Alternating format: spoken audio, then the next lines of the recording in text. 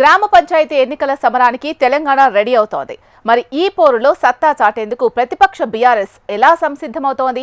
అధికార పార్టీని నిలువరించే బీఆర్ఎస్ వ్యూహం ఏంటి? ఫామ్ హౌస్ వేదికగా బీఆర్ఎస్ నేతల సమావేశాల్లో ఏ అంశాలపై చర్చించారు?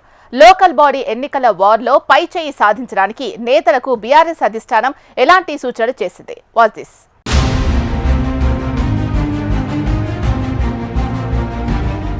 లోకల్ బాడీ వార్ ముంగిట తెలంగాణ. ఏ క్షణమైనా పంచాయతీ పోరుకు నోటిఫికేషన్. స్థానిక సమరానికి అన్ని పార్టీలు సన్నద్ధం.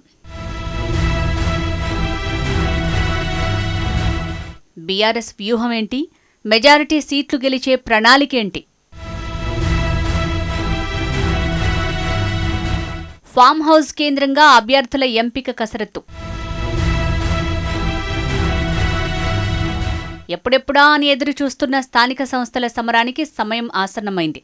రిజర్వేషన్ల జీవో, ఆపై ఎన్నికల నోటిఫికేషన్ ఏ క్షణమైనా రావచ్చు. ఈ నేపథ్యంలో స్థానిక సంస్థల ఎన్నికల్లో సత్తా చాటేందుకు బీఆర్ఎస్ పార్టీ సిద్ధమవుతోంది. బీఆర్ఎస్ సీనియర్ నేతలతో ఫామ్ హౌస్లో అధినేత కేసీఆర్ వరుస సమావేశాలు నిర్వహిస్తున్నారు. ఫామ్ హౌస్ వేదికగానే గ్రామ, ఎంపీటీసీ, జెడ్పీటీసీ ఎన్నికల్లో అనుసరించాల్సిన వ్యూహం, పార్టీ బీఫామ్ ఎవరెవరికి ఇవ్వాలన్న దానిపై స్పష్టతకు వచ్చారట. అధినేత సమక్షంలోనే నేతల పేర్లు ఫైనల్ చేశారట. ఇప్పటికే ఆయా నియోజకవర్గాల ఇన్ఛార్జీలకు సమాచారం ఇచ్చారట. నోటిఫికేషన్ వచ్చిన వెంటనే జిల్లాల వారీగా అభ్యర్థులపై క్లారిటీ ఇవ్వనున్నారట.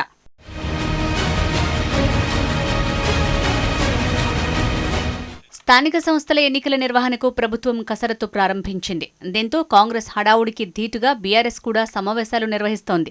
క్షేత్రస్థాయిలో పార్టీ బలపడాలంటే ఈ ఎన్నికలే కీలకంగా భావిస్తున్నారు గులాబీ నేతలు. ఓవైపు కాంగ్రెస్, మరోవైపు బీజేపీకి కళ్లెం వేసేలా మెజారిటీ సీట్లు దక్కించుకుని వారిపై పైచేయి సాధించేలా కృతనిశ్చయంతో ఉంది. ఎన్నికలకు 1-2 రోజుల్లో షెడ్యూల్ వచ్చే అవకాశం ఉందన్న నేపథ్యంలో పార్టీ ఇన్ఛార్జీలను వర్కింగ్ ప్రెసిడెంట్ కేటీఆర్ అప్రమత్తం చేశారు. పార్టీ ముఖ్య నేతలతో BRS party working president KTR, మాజీ మంత్రి హరీష్ రావు టెలికాన్ఫరెన్స్ నిర్వహించారు. నేతలు లోకల్ బాడీ ఎన్నికలకు సిద్ధంగా ఉండాలని సూచించారు. నియోజకవర్గ ఇన్ఛార్జీలు నియోజకవర్గం స్థాయిలో సమావేశాలు ఏర్పాటు చేయాలని బీఆర్ఎస్ వర్కింగ్ ప్రెసిడెంట్ కేటీఆర్ ఆదేశించారు. కాంగ్రెస్ ప్రభుత్వం అధికారంలోకి వచ్చాక రైతులకు ఇచ్చిన హామీలను నెరవేర్చడంలో విఫలమైందనే విషయాన్ని పార్టీ కార్యకర్తలకు వివరించి దాన్ని ప్రజల్లోకి బలంగా తీసుకువెళ్లేలా దిశానిర్దేశం చేయాలని సూచించారు. ఇప్పటికీ రాష్ట్ర వ్యాప్తంగా ఎరువుల కోసం రైతులు లైన్లలో నిలబడి ఇబ్బందులకు గురైన విషయాన్ని ప్రజలకు వివరించాలని చెప్పారట.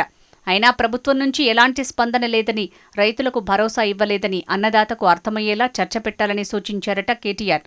కాంగ్రెస్ అధికారంలోకి వచ్చి 20 నెలలు గడిచినా ఎందుకు సర్పంచ్ ఎన్నికలు పెట్టలేకపోయిందనే విషయాన్ని ప్రజలకు తెలిసే విధంగా నేతలు కలిసికట్టుగా పనిచేయాలని సూచించారట. నియోజకవర్గ, మండల, గ్రామస్థాయి కార్యకర్తలు ప్రతి ఓటర్ని కలిసే విధంగా ప్రణాళికలు సిద్ధం చేసుకోవాలని సూచించారట కేటీఆర్. నియోజకవర్గ ఇన్ఛార్జీలు ఎప్పటికప్పుడు మానిటరింగ్ చేస్తూ ఎంపీటీసీ, జెడ్పీటీసీ ఎన్నికల్లో విజయకేతనం ఎగురవేసే విధంగా అడుగులు వేయాలని సూచించారట.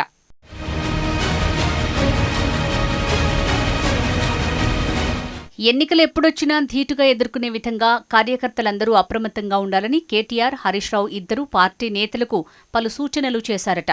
కాంగ్రెస్పై ప్రజల్లో ఇప్పటికే వ్యతిరేకత ఉంది కాబట్టి ఆ వ్యతిరేకతను బీఆర్ఎస్ క్యాచ్ చేసుకునే విధంగా ప్రణాళికలు సిద్ధం చేసి కార్యకర్తల్లో సమన్వయ లోపం లేకుండా పనిచేయాలని సూచించారట. బీఆర్ఎస్కి కలిసొచ్చే ప్రతి అంశంపై స్థానిక సమస్యలపై దృష్టి పెట్టి ప్రజలకు అర్థమయ్యే విధంగా ప్రచారం చేసుకోవాలని తెలిపారట. కాంగ్రెస్ ఇచ్చిన హామీలు కాని హామీలను వివరించాలని బీఆర్ఎస్ నిర్ణయం తీసుకుంది. మరి వచ్చే లోకల్ బాడీ ఎన్నికల్లో బీఆర్ఎస్కు ప్రజలు ఏ విధంగా పట్టం కట్టబెట్టనున్నారో వేచి చూడాలి.